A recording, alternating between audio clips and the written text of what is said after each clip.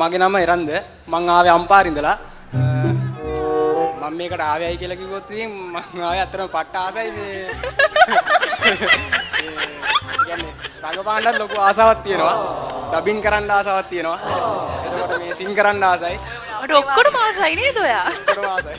ඒ කියන්නේ අර හැංගිලා ඉන්න කැමති නෑ මොකක් හරි දෙයක් කරලා තැනකට එන්න තමයි මම දගරන්නේ. ඒ නැත්තම් මෙච්චර දුර නම් එන්නේ නෑනේ. හැබැයි ඒවා කතා කරන විදිහත් අපි පට්ට ආසයි.